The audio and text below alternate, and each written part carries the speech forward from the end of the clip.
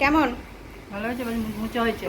তোমরা কে কে সজনে পাতার বড়া খাইছো বা খাও নাই? যারা খাও নাই আজকে চলো দেখো, আমি আজকে সজনে পাতার বড়া বানাবো, তাও আবার পাশের বাড়ির কাকির বাড়ির থেকে আর কি পায়রাই না। আমাদের যে বারান্দা, সেই বারান্দার থেকে সজনে গাছটা দেখা যায়। অনেক দিন ধরে ভাবতেছিলাম যে একদিন পায়রা আনবো, তো কাকির থেকে আগে পারমিশন নিয়ে পরে আমি পারতেছি। কাকি বললো তুমি পায়রা নিও, আমি তো পারতে পারবো না। আমি বললাম অসুবিধা নাই, আমি নিজেই পায়রা নেবো।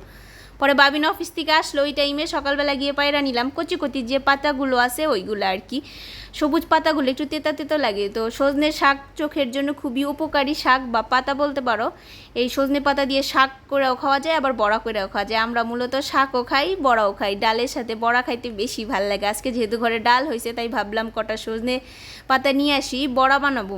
বাড়িতে থাকতে তো আর অহরহ খাইছি, এবার বাড়িতে গিয়ে খাওয়ার কথা ছিল, কিন্তু আমিও ভুলে গেছিলাম, মারও আর মনে ছিল না। তার মধ্যে থাকি কয়েকটা দিন, কোনটা ছেড়ে কোনটা মা খাওয়াবো আমি খামু, একটার তালে আরেকটা ভুলা যাই। যাই হোক, পাতাগুলো ভালোভাবে ধুয়ে চালের গুঁড়ো, নুন, হলুদ, তার সাথে একটু যে শুকনো লঙ্কা ক্যারাশ করা, সেইটা নিয়ে মিশিয়ে মাইখা নিলাম। কড়াইতে তেল গরম করে তারপরে কি আর কি একে একে ছেড়ে দেবো। সজনে পাতার বড়া ভালো লাগে মুচমুচে।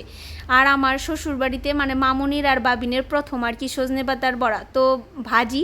ওরা তো প্রথমে শুনলা যে ভালোই হয়েছে, সত্যিই ভালো হয়েছিল। হালকা একটু তেতো লাগে না, প্রথম যারা খাবে তাদের আর কি তেতো লাগে না যদি কচি পাতা দিয়ে করা হয়। আমি তো একদমই কচি পাতা দিয়ে করছি, যদি বাড়তি পাতা দিয়ে করা হয় একটু তেতো লাগতে পারে।